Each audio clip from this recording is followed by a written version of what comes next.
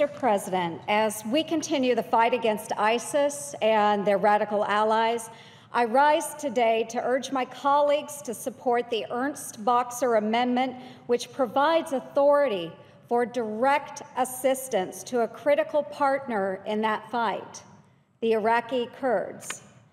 Defeating ISIS is critical to maintaining an inclusive and unified Iraq. And the Iraqi Kurds are the key to that goal, and to help improve the humanitarian crisis in the region through their support and protection of over 1.6 million displaced persons from Iraq and Syria.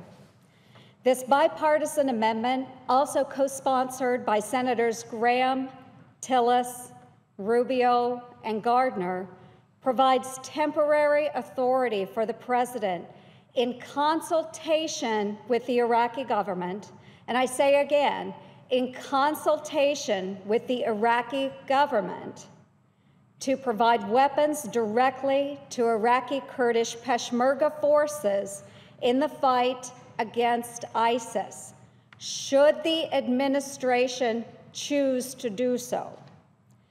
Currently, by law, the U.S. must provide support to the Iraqi Kurds through the Iraqi central government in Baghdad, which has often not been timely or adequate in the past.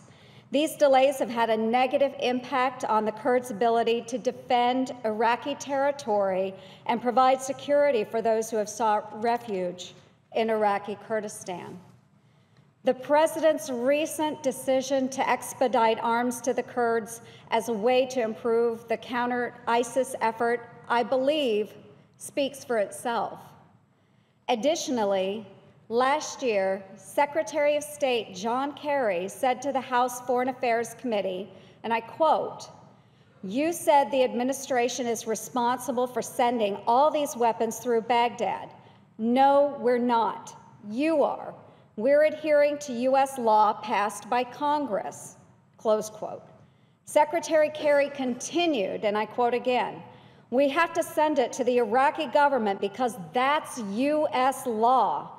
If you want to change it, fix it, we invite you," close quote. Well, this amendment does just that, and it does so in a bipartisan, bicameral fashion. It builds upon a similar bill in the House led by Foreign Affairs Committee Chairman Ed Royce and Ranking Member Eliot Engel. This bill and my amendment are quite different than the House NDAA language. My amendment provides a 3-year authorization to reduce delays and inefficiencies in arming Peshmerga forces to fight ISIS, while ensuring the Iraqi government is an integral part of the process.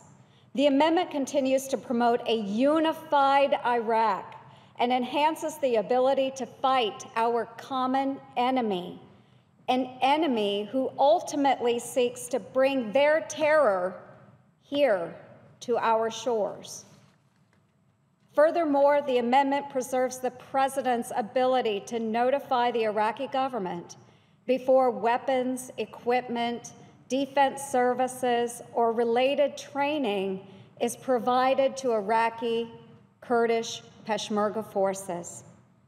It ensures this emergency authorization does not construct a precedent of providing direct support to organizations other than a country or an international organization.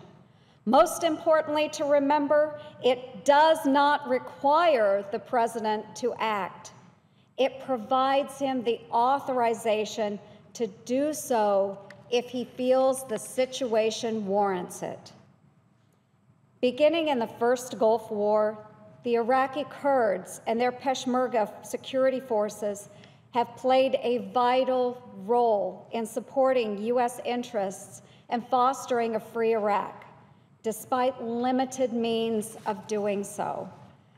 Last week, they not only held their ground, but made some gains against ISIS in the Kirkuk province. There are far too few positive news stories out of Iraq recently. But when there are some, and it's often the Kurds who are making that progress. ISIS is deadly and determined, and Iraqi Kurdish Peshmerga forces, our critical partner in the fight against ISIS, need U.S. weapons as quickly as possible. We simply cannot afford future delays at this critical moment in the battle. And I urge my colleagues to join us in supporting this much-needed bipartisan legislation to arm the Iraqi Kurds in the fight against ISIS. With that, Mr. President, I yield the floor and note the absence of a quorum. The clerk will call the roll.